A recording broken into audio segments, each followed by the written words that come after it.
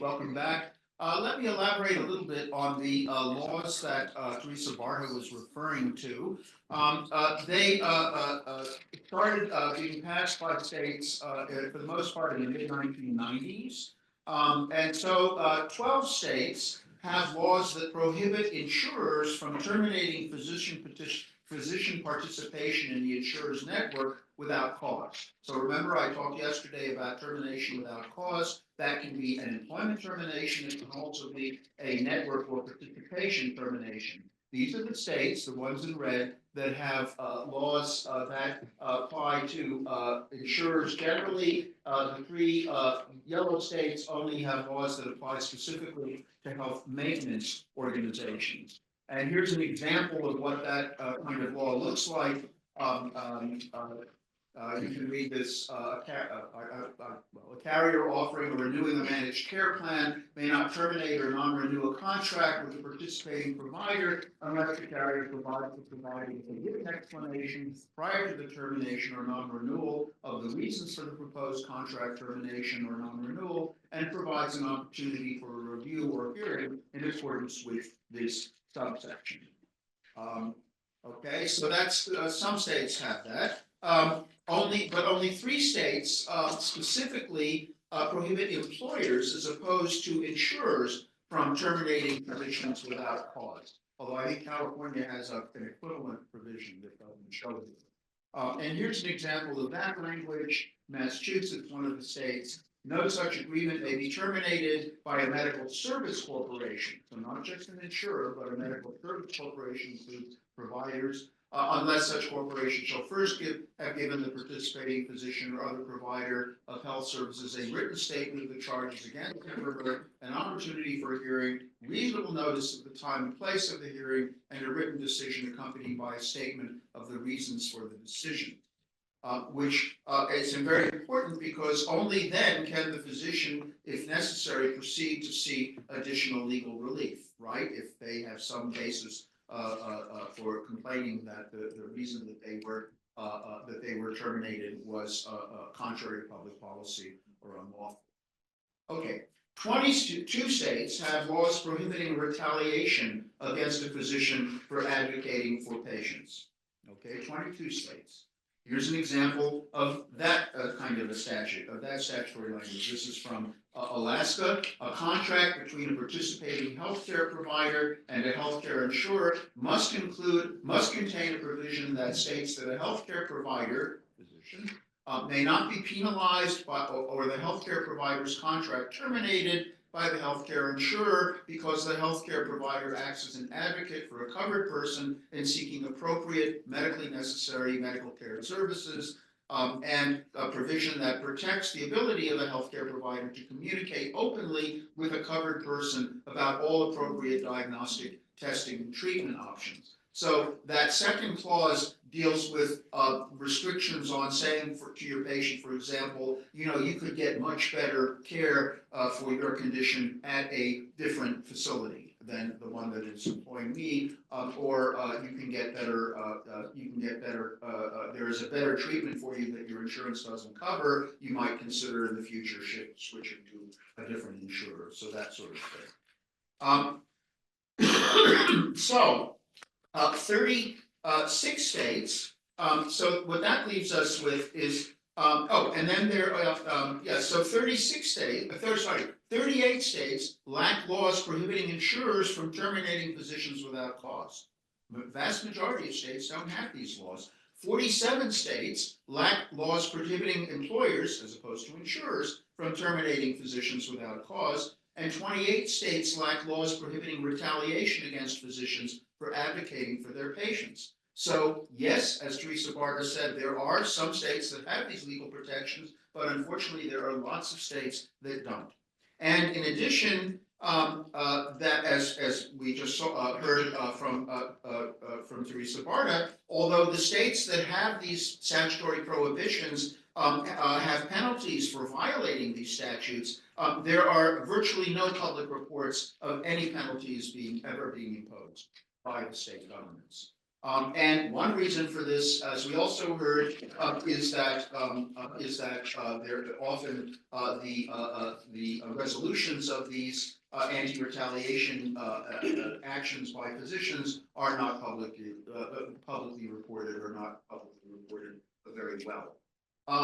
In addition to laws prohibiting termination without cause and retaliation for patient advocacy, 25 states have laws that prohibit offering physicians incentives to discourage them from providing medically necessary care. Okay. These states have incentives these states prohibit incentives to discourage physicians from providing medically necessary care. Here's an example of Ohio, which has such a statute. No health insurance corporation contract with a provider or healthcare facility shall contain any of the following: a provision that directly or indirectly offers an inducement to the provider or healthcare facility to reduce or limit medically necessary healthcare services to a covered enrollee. Now, 25 states don't have such laws, so that's one problem. And again, although these laws have penalties, there's no public reports of any enforcement actions. And interesting question is, what counts as an inducement, right? So you get an end of the year bonus if the facility is very profitable. Is that prohibited by this? Very unclear.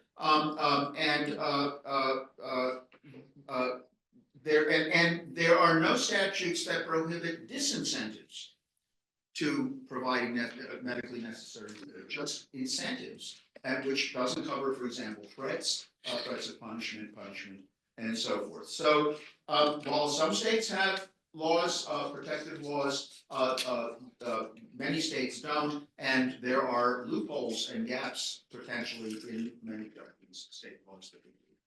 So, any questions about that? Not any questions offline? I mean, online. Someone asked what anti-retaliation protections Ohio has, but it seems like that. I don't think we do. Ohio does not. Okay. Just the state statute against inducement. Okay.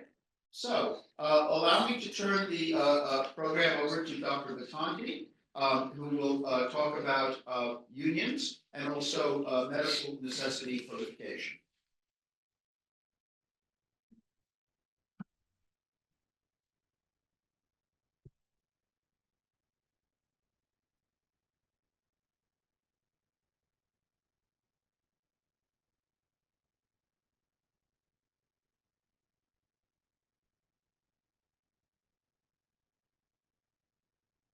Morning. I'm Bob Batanti. I'm Vice President of the Union of American Physicians and Dentists, biggest physicians union in the country. But before we get started, we want to lay a little groundwork again. Who's law students here? Great. Great. Medical students and residents? Terrific. This is how it should be, because the medical profession is definitely dependent on the legal profession for enforcement and changing laws to enable physicians to do the right thing. Let's set ourselves up. We spoke yesterday a little bit about the physician experience now. First of all, 80% of physicians are employed now. This happened. Let's do the quiz again. When did the first non-Native American physician land in America? 1607. 1607. Anybody remember who it was?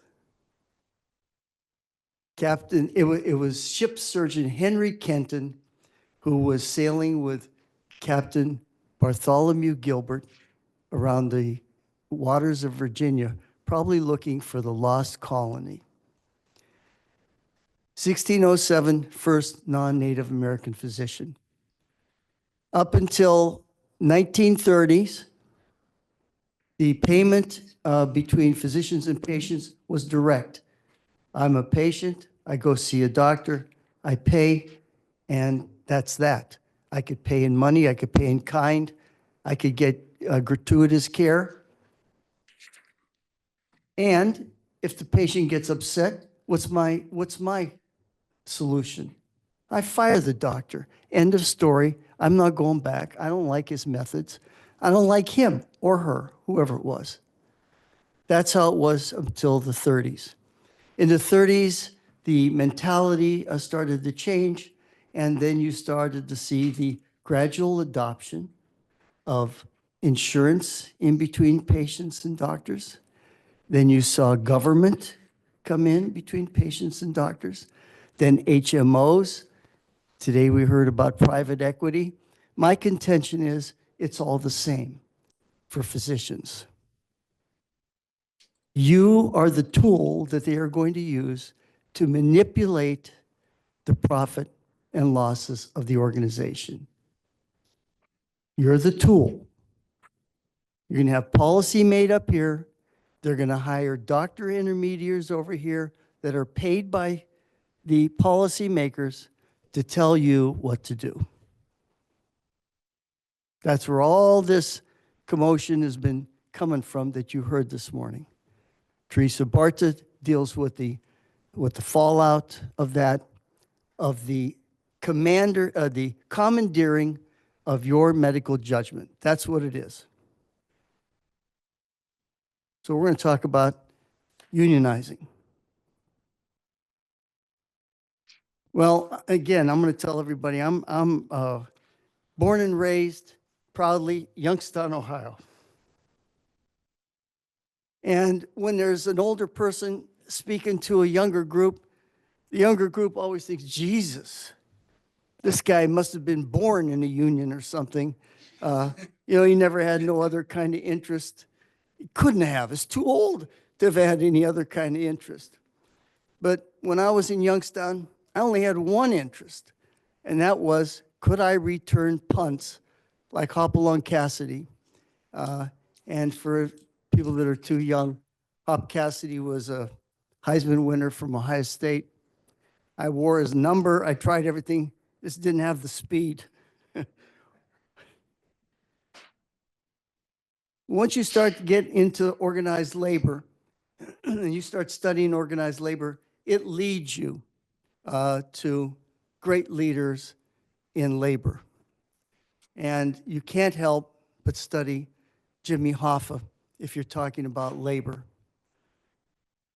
Hoffa, of course, was the Teamsters president. And the first thing, if I'm in an audience, oh, he was a criminal. Yeah, he was a criminal and he did his time, but he didn't do it for not being loyal to his members. He went to jail for jury tampering, not for cheating his members. He led his first concerted activity as a teenager during the Depression and grew and developed his union to over 3 million people at its peak.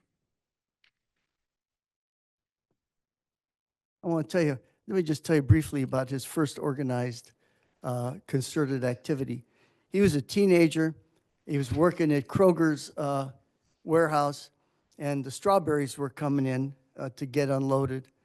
And Jimmy Hoffa and his strawberry guys said, you know what? If we don't unload these strawberries, these things are going to rot. They did their first strike, and they settled it within days because it cost too much to let the strawberries rot. Jimmy Hoffa, if you go on the internet and you hear him talk sometimes, the greatest interview I ever saw Jimmy Hoffa do was somebody was saying, well, Jimmy, really, what is it that you do? He says, I only do two things. So, well, okay, what are those? I negotiate contracts and I enforce them. You got to love it. That guy's clear-minded. That's what he does.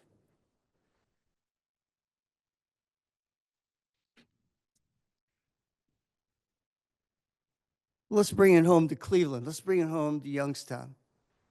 in labor, who would you look to say he fixed and helped a lot of people in Cleveland and Youngstown? This was I.W. Abel. He was president of the Steelworkers from 65 to 77. What did he do in that amount of time? I'll tell you one thing, he made my life better, made my cousin's life better. He made the United States Steelworker the highest paid industrial worker in the world. Think about that. The highest paid industrial worker in the world. Steelworkers owned their houses, they had cars, they had time off, they had pensions.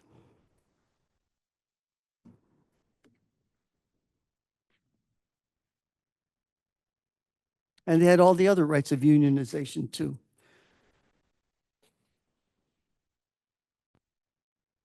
Well, when you're talking about unionization, you have to know what protects that behavior. You think, well, you know what? I don't want to pay union dues, or I don't like unions, whatever you want, your story is. You think, well, maybe the three of the medical students here, and a couple of lawyers over here, and a couple of practitioners over here, let's just get together and decide that we're not going to do something. Would that fly? That ain't going to fly for a lot of reasons. One, you're too easy to pick off. One. And two, what laws would that violate? Go on. It's anti-competitive, right? They're getting together. It's antitrust, right? If you want to read about doctors trying to do that, the best case is in Ray, Michigan, FTC versus in Ray, Michigan, where there were a bunch of doctors just talking casually about what they were going to try to do against the Blue Cross and Blue Shield, and they were found in antitrust violation. So you got to have legal protection. What's your legal protection? This is a slam dunk for med students and legal, because it's short and it's sweet and it's powerful. National Labor Relations Act, the Wagner Act, was 1935. You guys are too young to remember anything about 1935, but you probably know the period of time. They called it the Great Depression, right? 1930s was the Great Depression. So this law was enacted at the peak of the Great Depression. Why did they do it? Well, there was such labor unrest and commotion that they had to enact a law to sort of make the playing field a playing field with some rules. So what's it say? We only got to remember 3 sections, and you got labor law, basically. What's Section 7 say? Employees shall have the right to self-organize, form, join, or assist labor organization to bargain collectively through representatives of their own choosing. Period. You can organize, you can join, and you get to pick your representative to bargain your wages and working conditions. Second part of Section 7, and to engage in other concerted activities for the purpose of collective bargaining or other mutual aid or protection. Everybody likes to cite the strike as the ultimate concerted activity. But there's a lot of things you can do before you get to a strike. How about put some billboards up right up here on Euclid Avenue that healthcare provider, whoever it is mistreating their physicians? Just say that. You think anybody wants to have that on a billboard? No. They don't want to think their physicians are being manhandled. No way. How about a bunch of doctors, white coats with a picket The patients here are being treated unfairly. You think they want to see that? No, they don't. You got a ton of power. And concerted activity, remember that. Section 7. You can organize, you can join, and you can do concerted activity. There's a book called Three Strikes, if you ever want to read about probably the three most effective concerted activities in labor, in American labor. Three Strikes. Talks about the sit-in strike at Flip, Michigan. It talks about the Woolworth strike, led by 15 and 16-year-old counter girls. And it talks about the failed musicians strike. Why do I talk about the musicians' failure? Because they had a similar problem to physicians with unions. They said, oh, we're not labor, we're artists. Oh, okay. And you got handled. So now you're an artist that's out of work. Three Strikes. It's a great book.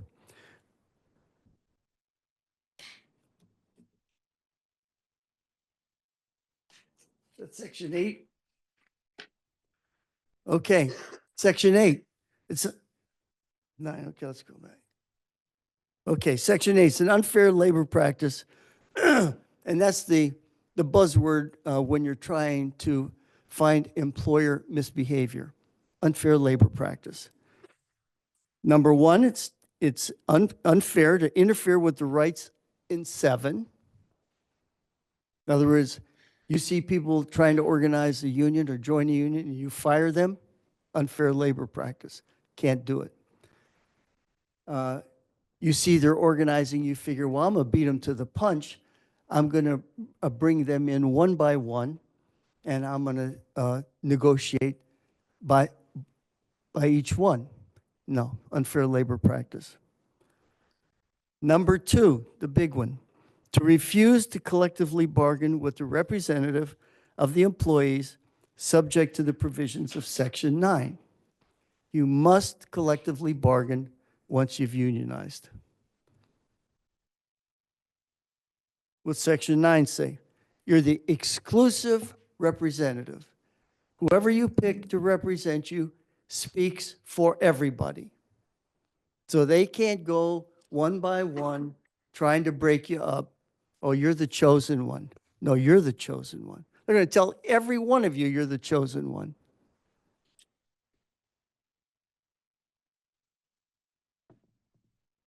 So you're going to be the exclusive representative. What's the issues that are mandated?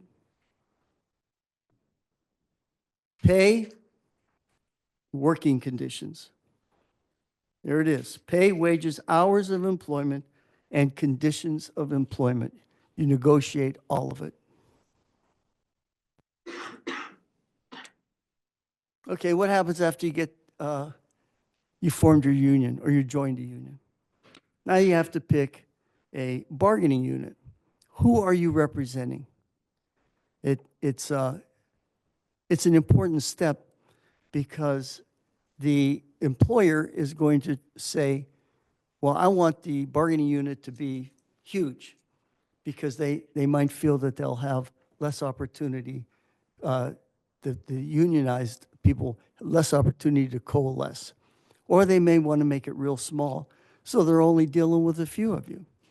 But it's the commonality of interests is usually the bargaining unit. What's that mean? Doctors. All the doctors in the hospital, they got a common interest. That's an easy one. The bargaining unit. After you get a bargaining unit, what do you need to do? You need to pick a lead negotiator. You need a good lead negotiator because the other side is coming with their A team. This is not a popularity contest. You're going to find somebody who's experienced and skilled. When you form your bargaining team, you want diversity on the team as far as different practitioners. You don't want to have just anesthesiologists or general practitioners. You want them all. When I'm in bargaining right now with the state of California, we have prison doctors, community clinic doctors, hospital doctors, and we need all their input to know what their particular issues are. If you don't hear from them, you don't know what you're bargaining for. Bargaining. Now you're sitting down at the table. What's the limits of the demand? Well, you've got to be prepared and know what you're asking for. Don't come there and think this is a date. This is negotiating, and everybody's there to serve their interests. You must be prepared. You must know what your asks are. You got to know the temper of the members, and you can ask for any kind of information you want. Why? What's the first thing they're going to tell you? Oh, we can't afford that. Oh, yeah. Well, I want to see your tax returns. I want to see your internal documents. And you get it. So all that BS that we can't afford it is over. Last thing, ultimately, the bargaining process is affected by the relative bargaining power of each party. In common language, leverage. Right? If all of you stick together, you got all the leverage in the world.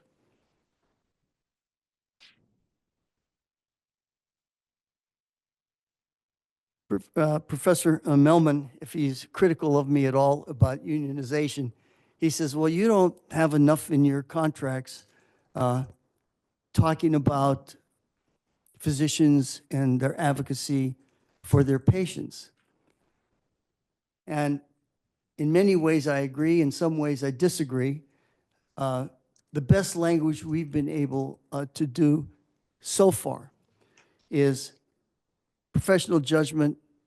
In our contracts is 12.6. It says the parties agree shall not practice, nor they shall be required to practice in any manner which places their professional license in jeopardy. Now, does that say patient advocacy? Yes. Because what are they going to do to you? What are they going to ask you to do? They're going to ask you, don't provide services or do provide services. More of them, faster, less time. And what's the burden on the physician? What is the legal requirement of physicians? Professor Melman can cite it. I don't know how many the rest of you can cite specifically. What's your obligation at every juncture? You must provide the knowledge, skill, and due care that your specialist, that your specialty would provide that's reasonable and comports with the other care your specialist in your situation would do under similar circumstances.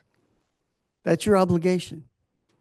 And if somebody's asking you to do something other than that, you are at risk for losing your license. Why? Because by statute, that's negligence. Now, that's not a negligence, a malpractice case, because malpractice case requires causation and damages. Just the behavior is negligent. So when they're pressuring you to do things that you know aren't right, that's affecting your professional judgment. What's the motivation to unionize? I'll do a case study with you because the lawyers can appreciate it and physicians will appreciate it too. I just did this at the American Society of Anesthesia about 2 weeks ago. We were there with 1,100 anesthesia specialists. And we did this case study. I won't name the people in particular, but we're going to tell you the story. There was me on the panel, there was a physician, there was a representative from organized medicine, and there was a lawyer who was a negotiator. The physician got up and he tells his story. Was about a 45, 50-year-old physician, and he told the big lie story, which is when you're in the fifth and sixth grade, if you get a gold star on your paper, everything's going to be okay. And then you're in high school, and they tell you, oh, if you just make the dean's list, you're going to be okay. Then the next story is if you go to college and you score high, everything's going to be okay. Then what's the next story? Oh, once you get into medical school, you're golden. Everything's going to be okay. Then the next story, well, you got to do the residency. But after you do that, everything's going to be okay. Then after that, well, you probably better do a fellowship. After that, everything's going to be okay. He said, I did all that. I practiced 20 years impeccably, no lawsuits, no complaints to the medical board. And I had a 5-year contract with my institution. And 2.5 years into it, they say, we're changing your contract. He said, well, you can't do that. He says, well, we didn't ask you if we could do it. We're doing it. We're changing your hours of work, and we're cutting your base pay 40%. They didn't do that just to him. They did it to all the other anesthesia doctors in the group too. They were all at that point employed. So they did like most doctors do. Oh, you know what? I'm pissed off. I'm calling, fill in the blank. Calling my state specialty society. I'm calling my county medical society. Look, I've been president of the Los Angeles County Medical Association. I know what goes on there. They pick up the phone and they listen intently. Oh, yeah, doc, bad news. That's no good, and we're going to look into it. Okay? Then what do? Then they send it to the executive committee, and they look at it. And the ultimate answer is, well, we can't really do anything about that. So, you better get a lawyer. Okay? So these guys go out, they get a lawyer. They spend a ton of money, and the lawyer ultimately comes back to them and says, I don't think there was anything we can do for you. They broke your contract, yeah, but your contract's so bad, we can't enforce it. Okay, so you had a bad contract, and they shoved a new one down your throat. What do they do next? All right? They come talk to us. But they still are not convinced. Why aren't they convinced? Well, they want to tell you the gold star story. I did everything I was supposed to do. I did 8 fellowships. I wrote 100 papers, blah, blah, blah. Well, what are you talking to me for? I don't need it. They tell you, have you seen my CV? Yes, and it is impressive. I love your CV.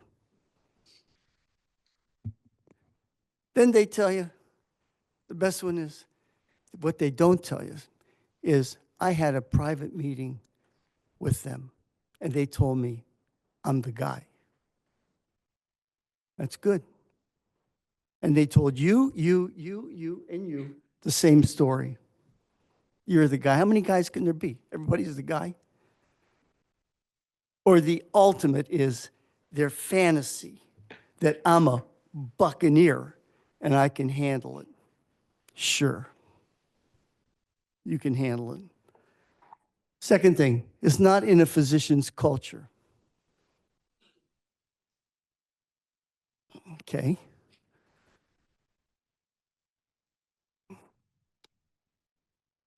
What is a physician's culture? Physicians' culture, I told you, from 1607 to 1930 was me and you, me and the patient. That was our culture. I owed you an obligation. You owed to pay me something, at least in gratitude, right? What else? You had ethical obligations, didn't you? Sure you do. Anybody hear about Hippocrates? He said the same thing that Professor Millman said yesterday. You go into somebody's home, you better go with a clean heart and do no misbehavior in there. And if you do that, you're going to have a great reputation the rest of your life and you're going to be esteemed. And if you don't, the opposite should happen to you. That's pretty strong ethics. What else about Hippocrates? How about this? Some scholars regard the Hippocratic Oath as the test required by the Asclepiad Guild, a union. So I think it is in a physician's culture. And then finally, we get to the last argument. I'm not labor. I'm a doctor.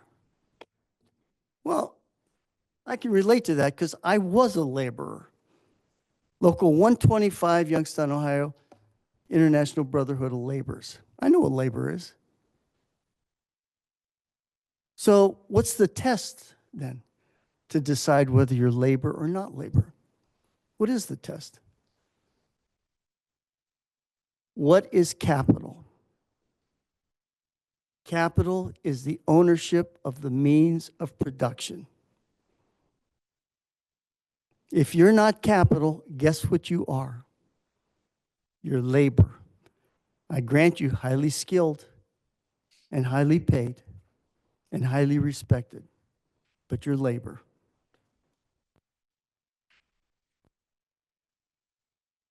So what leads one then to physicians to unionize? You get to the ultimate reality. We're labor, and we got no option because they're going to pick us off one by one. They're going to intimidate you. And what are you going to do? You have limited choices. You can fight the system by yourself, and then you're going to end up maybe requiring a Teresa Barta's service. It's a good thing she's there for you. Never forget her, because if you do get retaliated against, you need somebody just like her. And then finally, you have to abandon denial that we have been overtaken. We're 80% employed physicians. 80% of physicians are employed now. And I want to give you one caution. Once you get the courage to stand up for yourself and unionize, and you're bargaining, you do not let your guard down. Do not let your enthusiasm or your courage wane. Because all that does is get you into bargaining, and I promise you, they're bringing the big animals after you in bargaining. They're going to try to break you in every way. You cannot lose your will.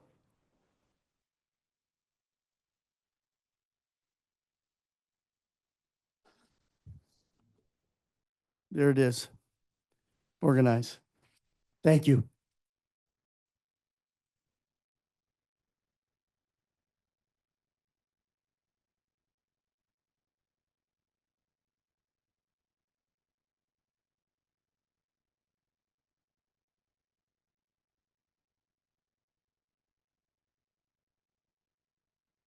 Okay, yes. Questions? Yes, go ahead.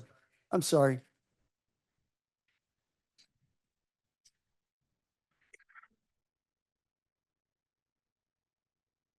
So I think I have very little knowledge of this, so I'm sorry if this is a silly question. And I think you kind of touched on it in term on the side of like resistance to physician unionizing, but I'm just wondering what other barriers are in place to prevent people from using it, unionizing.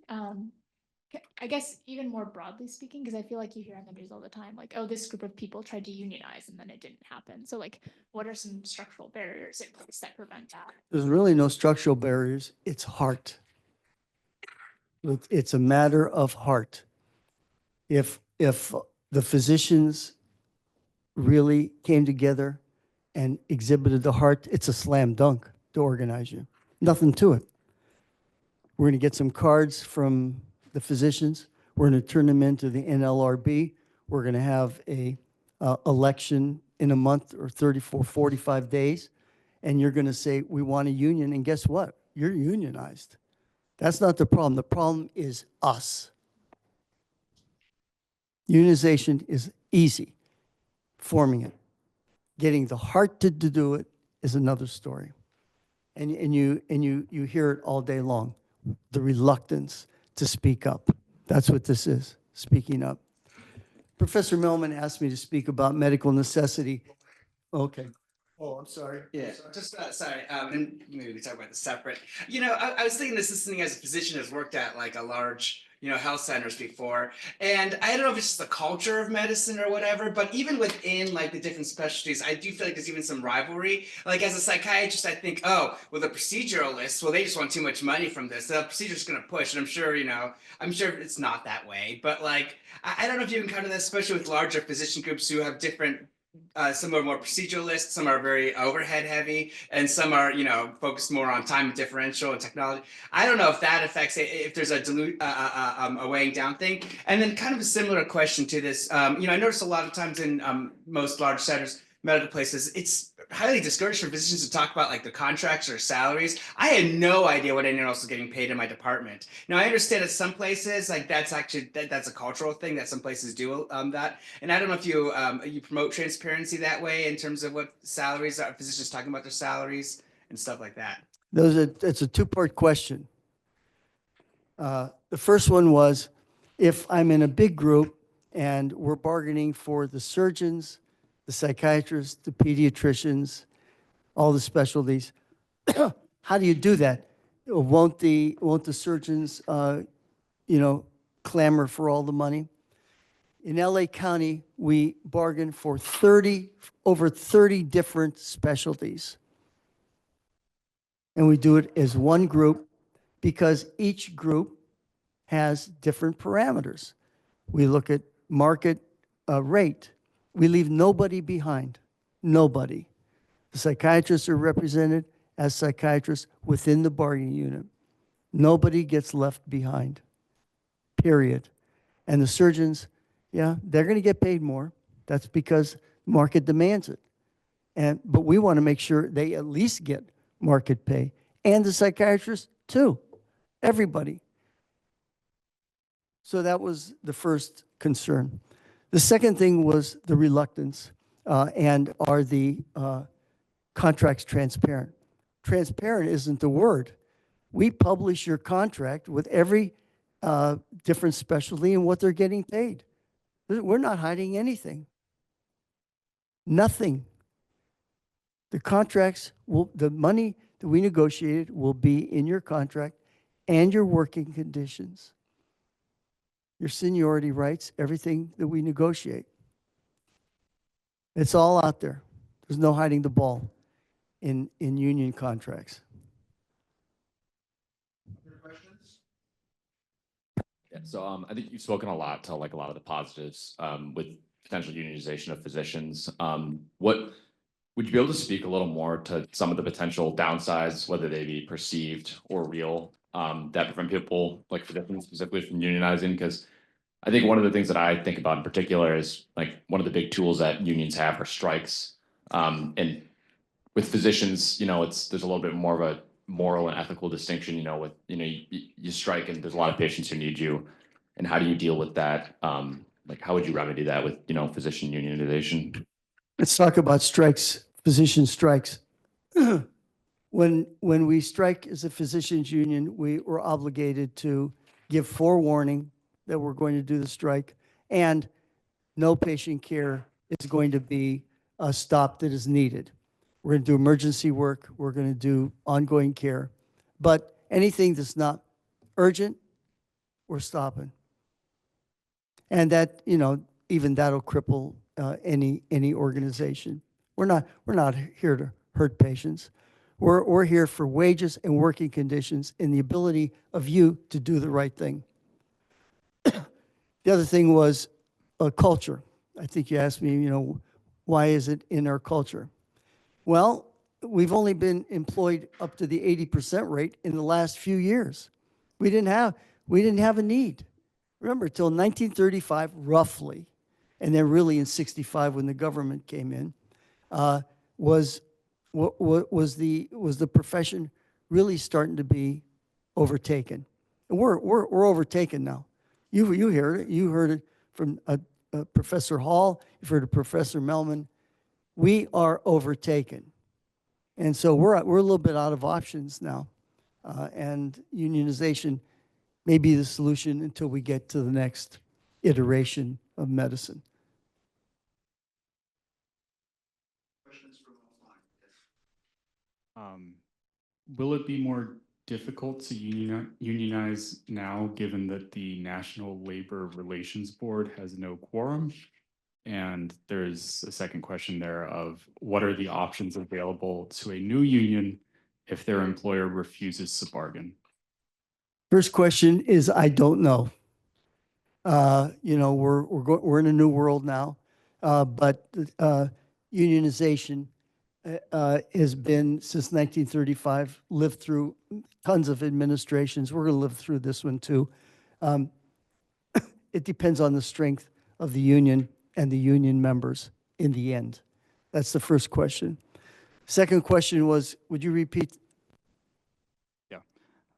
What are the options available to a new union if their employer refuses to bargain? They cannot refuse to bargain. Period. That's the law. What was it, Section 7 or Section 8? They must collectively bargain. That's not an option. They're going to bargain. Okay, then. Medical necessity efforts that you've made. Let's talk about the term medical necessity. You've heard it all conference, right? All conference long, you've heard medical necessity. If you want to defend yourself against unfair, unfounded billing or any kind of allegation, you have to prove it's medically necessary. You heard from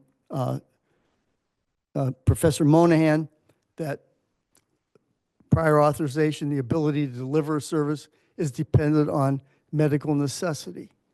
Well, if you ask a doctor what's medically necessary, they're going to tell you back in the same terms. Well, medical necessity is a medicine that's necessary. That's a doctor's mentality, Well, it's necessary. Who don't know that, right? But the law doesn't say it that way. The law doesn't say it at all. The Affordable Care Act, for all the good things it did, it never defined medical necessity. I mean, come on. You're writing that kind of law and you're not going to define medical necessity? What's that all about? How about legislatures? Do they define medical necessity? In California, Civil Code 3428 says every plan in this state must deliver medically necessary care. Great. We're right back where we started. Medically necessary care. You have to provide it. So who defines what medically necessary care is? Who do you think defines it? Can you imagine the guy who's paying gets to decide what's medically necessary care? They have their own definition of medically necessary care. It's preposterous, really. So, Professor Melman has pushed me a little bit, like, what are you going to do about it? You do a lot of talking, but, let's see some changes here. So 2 years ago, I said, you know what, I am going to try to do something and define medical necessity. And I want to give kudos to one of your students, Grace Haddad, who's my tech support. And we said, let's define medical necessity in the civil code. And what did we do? We took a case from Teresa Barta's original firm, which is a very famous insurance bad faith firm, Chernoff, Bedart.